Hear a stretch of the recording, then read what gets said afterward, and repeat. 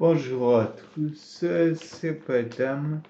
Nous nous retrouvons aujourd'hui pour de la neuroscience.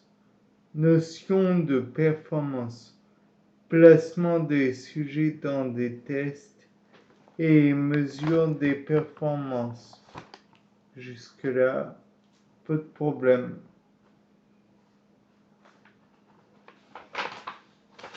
Par la suite, nous voyons la piscine de Maurice. Donc, c'est un dispositif aquatique circulaire qui permet d'évaluer la mémoire des rongeurs et leur motivation à échapper à l'aversion causée par l'eau. Données analysées, la latence, donc le temps de réaction, je crois, ou le temps pour obtenir le résultat, la vitesse et la distance qu'ils ont parcouru. Par la suite, nous voyons la dynamique temporelle. L'apprentissage se déroule en 4 étapes. En codage, on ne connaît pas l'information et on décide de la mettre en mémoire. Consolidation. Un faux peut s'effacer à ce moment-là. Oui, dès que vous touchez un petit peu à ce qui a déjà été bâti, vous risquez de le perdre. Et enfin, stockage suivi d'un rappel.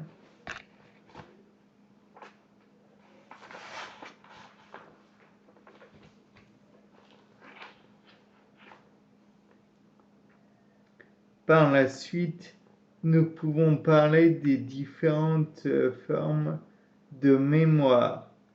Il y a tout d'abord la mémoire déclarative, explicite, et la mémoire non déclarative, dite implicite. La mémoire déclarative, donc la dite explicite, se divise en deux. La mémoire sémantique, celle des faits en fait, et la mémoire épisodique, un événement. Tout cela se déroule dans l'hippocampe, le diencéphale et le cortex préfrontal.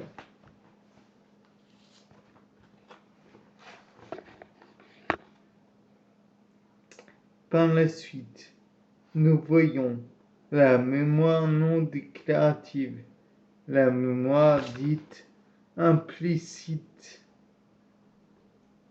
Donc, elle peut être faite grâce à l'amorçage. Quand on commence à dire une lettre, 2 lettres ou 3 lettres pour finalement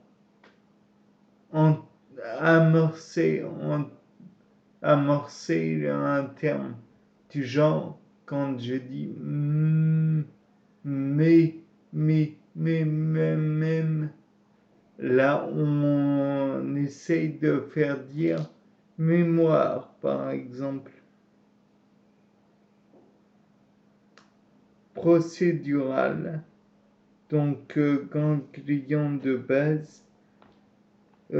Conditionnement, donc c'est là où on parlera du conditionnement pavlovien, conditionnement classique, émotionnel et squelettique.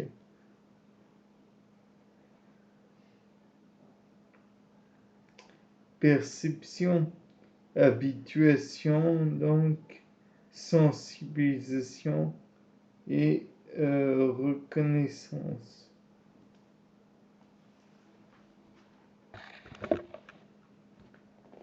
Dans le cas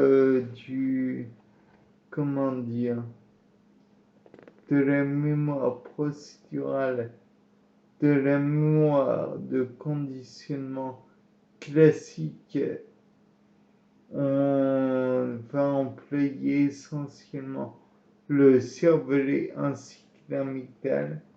Et pour la mémoire perceptive ainsi que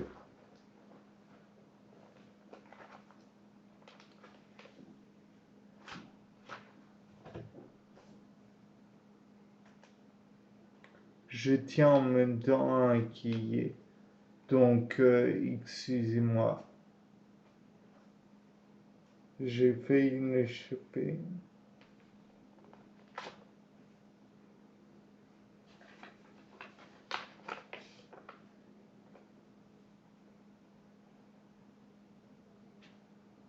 De plus, je tiens à dire que je ne suis pas très doué étant donné que je suis handicapé.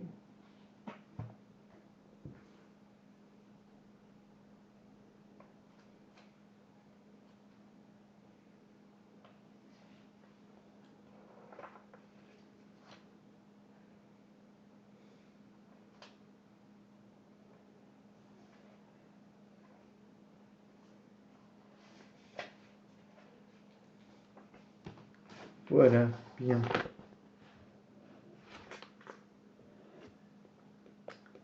Donc, nous avons la mémoire procédurale, la mémoire de conditionnement, la mémoire classique qui se rattache au cervelet et à l'amygdale.